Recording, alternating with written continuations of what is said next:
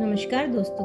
एक दिन सवेरे सवेरे ही राजा जनक से महर्षि विश्वामित्र ने कहा, हे राजन, दशरथ के इन दोनों कुमारों की इच्छा पिनाक नामक धनुष को देखने की है। कृपया आप इनकी इच्छा पूर्ण करने की व्यवस्था कर दीजिए। राजा जनक के कुछ कहने से पहले ही राम ने कहा, हे नरश्रेष्ठ, पहले आप हमें पिनाक का वृतांत सुनाइए। हमने सुना है कि पिनाक शंकर जी का प्रिय धनुष है। शिव जी के पास से यह आपके पास कैसे पहुंचा? इस पर मिथिला राज जनक बोले, हे राम, एक बार प्रजापति दक्ष ने एक बड़ा विशाल यज्ञ का आयोजन किया। दक्ष प्रजापति शंकर जी के स्वसुर थे। अपने जमाता से अप्रसन्न होने के कारण उन्होंने उस यज्ञ में न तो शिव जी को आमंत्रित किया और न ही अपनी पुत्री सती को।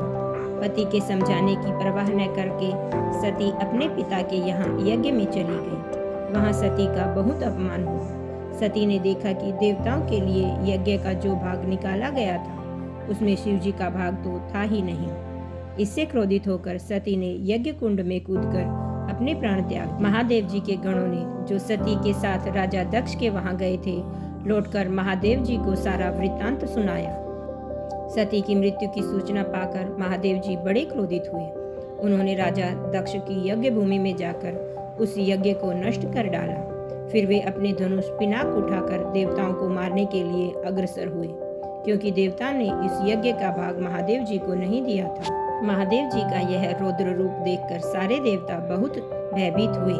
देवताओं ने अनुनय विनय करके महादेव जी का क्रोध शांत करवाया। क्रोध शांत होने पर महादेव जी ने पिनाक को देवताओं को दे दिया और कैलाश पर्वत पर लौट गए। देवताओं ने उस धनुष को हमारे पूर्वज देवरात को दे दिया। तभी से वह धनुष हमारे यहाँ रखा है। हमारे पूर्वजों की धरोहर होने के कारण इस धनुष की देखभाल करते आ रहे हैं। इसी बीच एक बार हमारे राज्य में अनावृष्टि के कारण भयंकर सूखा पड़ गया, जिससे प्रजाजनों को बहुत ही कष्टों का सामना करना पड़ा। इस कष्ट से मुक्ति पाने के लिए पुरोहितों के आदेश अनुसार मैंने अपने हाथों से खेतों में हल चलाया।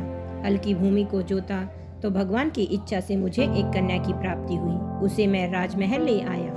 उसका नाम सीता रख अपनी पुत्री के समान उसका लालन पालन करने लगा। जब सीता किशोरावस्था को प्राप्त हुई तो दूर दूर तक उसके सौंदर्य एवं गुणों की ख्याति चारों ओर फैल गई। अनेक राजकुमार उससे विवाह करने के लिए इच्छा करने लगे, परंतु मैं अद्भुत पराक्रमी योद्धा के साथ सीता का विवाह करना चाहता हूँ।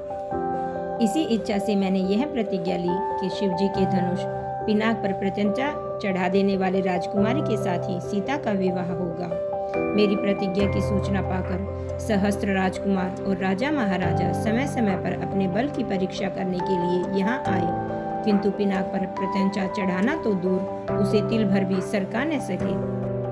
तब मैंने सोचा, एक विशाल यज्ञ करके इस अवसर पर ही अपनी प्रतिज्ञा पूरी करूं और सीता का विवाह करके निश्चिंत हो जाऊं। इसलिए मैंने इस महायज्ञ का आयोजन किया।